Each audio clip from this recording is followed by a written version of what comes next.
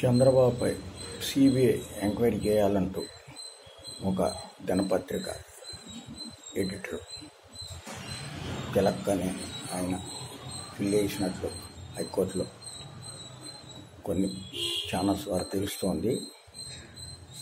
ఆ బిల్లు వ్యవహారం ఏంటంటే సిఐడి గతంలో చంద్రబాబు పెట్టిన కేసుల్లో ఆయన ఇప్పుడు అధికారంలో ఉన్నారు, వాటిని అన్నింటినీ ఆయన ఇచ్చేస్తారు అంటూ, ఆ కేసులన్నీ నీరుగారుస్తారంటూ ఆయన తిలక్ సిబిఐ ఎంక్వైరీ చేయాలంటే హైకోర్టులో బిల్లు వేయడం జరిగింది. ఈ బిల్లు పై చాలామంది ఛానల్స్లో రకరకాలుగా విశ్లేషించి మాట్లాడుతున్నారు.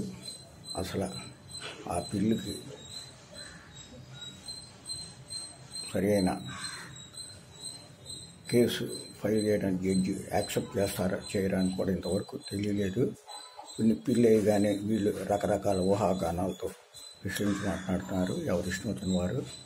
ఏదైనా చంద్రబాబు సిబిఐ ఎంక్వైరీ చేసిన బిల్లు అది చెల్లదంటూ కొంతమంది న్యాయ కోవిదులు చెప్తున్నారు. ఒక బిల్లు వేయాలంటే సరి అయిన సాక్ష్యాధారాలు ఉంటేనే బిల్లు వేయాలి. ఇక్కడ సరైన సాక్ష్యాధారాలు లేకుండా బిల్లు వేశారని కూడా తెలుస్తోంది. ఊరికనే జగన్ బ్యాక్గ్రౌండ్ ఉండి తిలక్ చేత వేయించారని కూడా కొంతమంది ఆరోపిస్తున్నారు.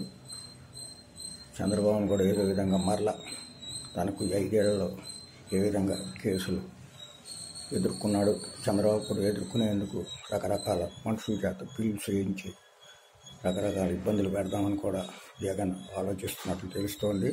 అందుకని ఈ బిల్లు వేసినట్లు తిలక్ అనే వ్యక్తి స్వర్ణాంధ్ర పత్రికను గత 20 సంవత్సరాలుగా నడుపుతున్నారు, కానీ అది సర్క్యులేషన్ లేని పేపరు. ఆయన ఏదో సీనియర్ జర్నలిస్ట్ అంటూ విజయవాడలో కొంతమంది కాపు వర్గం వాళ్ళు ఆయన్ని వెనకేసుకొచ్చేవారు. కమ్మ సామాజిక వర్గం తిలక్ను వ్యతిరేకించేది.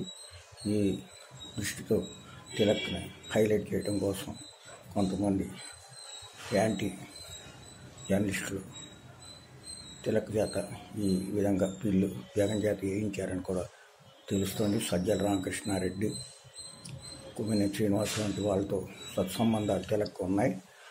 ఆ ఉద్దేశంతో ఆయన ఈ విధంగా హైకోర్టులో బిల్లు వాయిదా వేసినట్లు తెలుస్తోంది.